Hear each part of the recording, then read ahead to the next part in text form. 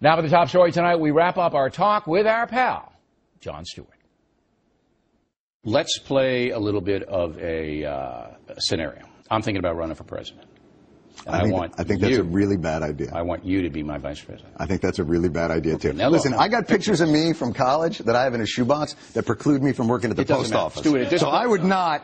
You have no idea the trouble you'd be This is why I've selected you as my vice president. All right. Okay? Your image is so bad, no matter what they found, it wouldn't matter. Okay, now, I have to vet you. I'm vetting you on the air. Global warming. What about it? All right? You're big on that. You're frightened of it. You want to flee, don't you? Flee what? The Earth? The planet, yeah.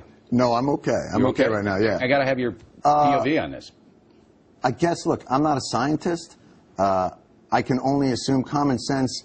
If you burn a lot of stuff and put it in the atmosphere, it means something. What it means, I don't know. But you believe in global warming, man-made. I have no reason not to. What do you want to do about global warming? What do you want to do?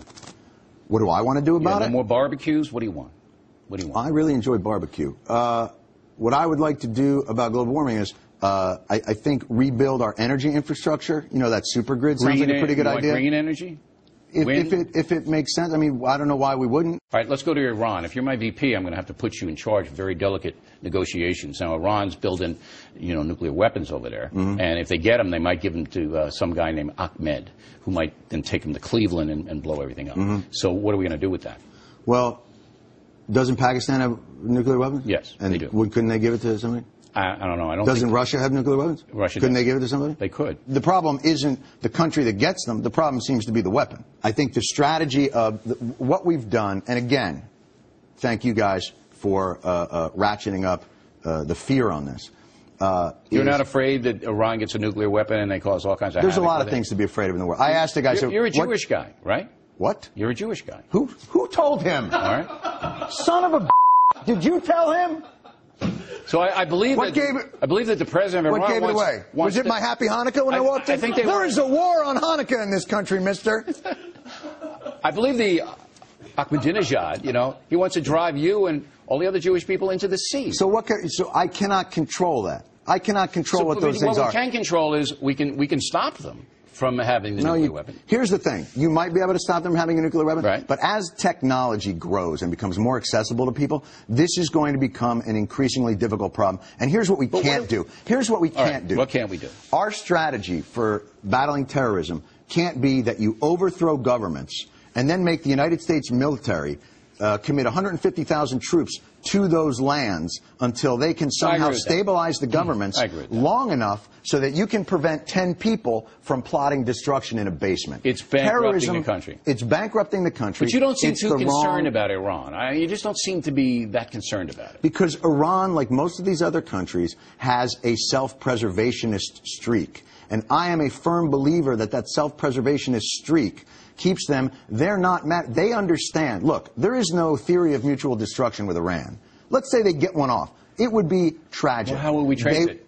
We never trace it. Please. Look, they can't even absolutely question the underwear bomber. If somebody... All right? They can't get a guy with underwear, and they can't get the answers. Let's look at the geniuses we're up against.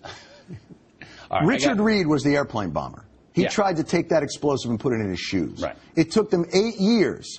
And the plan they came up with in 8 years is, why don't we try sticking it under that guy's genitals? That's what they did in 8 years. They moved from the guy's shoes up to his underwear. Right, and he got to Detroit, all right? So that's the frightening part about it. Now, trying Khalid Sheikh Mohammed in your living room, because you live downtown. That's right. And he's going to be in your living room. That's right. Are you down with that? You want that civilian? I'd like him tried, honestly, in the pit. I'd like him right in there. And I'd like him to be executed at halftime of the Super Bowl. But really, and then reanimated so we could do it every year. 600 million, 700 million going to cost the city. We don't have any money here anyway. I'm glad to see that you're suddenly very concerned about cost. I am. I'm a fiscal conservative. No, and I think maybe when the Iraq War was coming up, you might have mentioned that. It would have been a big help. I said many times on this program that was not a good thing to do. All right? You said you would apologize if they didn't find weapons of mass destruction. And I did. I said I was wrong many times. That whole Iraq thing did not go well. Let's go back to... KSM. Yeah. where he should be tried in front of a military tribunal. Now, I'm not against military tribunals. But you're waffling now. You're in the middle. I need a strong VP. I know you're waffling. I'm not running with you. Oh, you're not? You've turned it down already? I am not running with you. Come on. I'm not going to be your VP because I know what that's going to be. I get one job, and that's to light the White House menorah. Not interested. Okay, but look. There are valid concerns about trying Khalid Sheikh Mohammed in a civilian court. Right. But one of the valid concerns isn't that it makes us a terrorist target and that it emboldens the enemy. How do you know? Because we're already a terrorist target. Okay, that's like saying you got to close Guantanamo because it's a terrorist recruiting tool.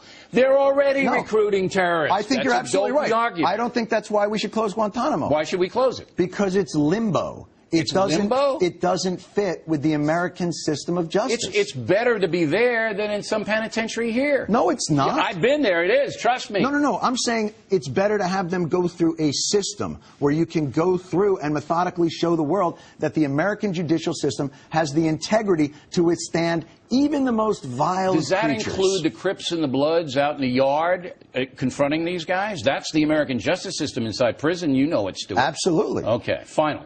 Sarah Palin. You've been a little tough on Sarah Palin, haven't you? I mean... No, I don't think so. No, you haven't been mocking her? Oh, no, I mock her. Yeah? Yeah, but I don't think I've been too tough. No? What other woman in politics have you mocked to the extent that you've mocked Sarah Palin? Probably Hillary Clinton. Have you mocked Hillary that much? Mm-hmm. Yeah? And more than Sarah? The same? Well, Hillary's been around longer, but give Sarah time. I'll get there. Yeah? Yeah, I'll catch up. You like her? I don't know her. No? I'm not crazy about the whole real America vibe I get from her. That gets under my skin. You don't think she's a real American? No, I don't like the whole, like, there's a real America and then there's the coastal America. You don't think there's a difference between San Francisco and Wasilla, Alaska? In terms of mentality and how you look at life? I think there are individuals with let me put it this way. I don't say that where you live is the factor in deciding who you are. Jon Stewart, everybody, there he is. We hope you enjoyed it. In 2 footnotes, we have a brand new BillO'Reilly.com poll question for you. Please give the Stewart interview a grade from A to F. Please give the Stewart interview a grade. Also, as mentioned, the entire unedited interview with Mr. Stewart now posted on FoxNews.com. By the way, most of the reviews have been fair, with the exception of vile Fox News hater Brian Lowry, who consistently embarrasses the paper he works for, Variety. Can't believe the guy has a job. Next on the rundown, Laura Ingraham reacts to liberal America's view of Fox News. And later, the Culture Warriors on a new study about sex in the movies. Whoa. Right back.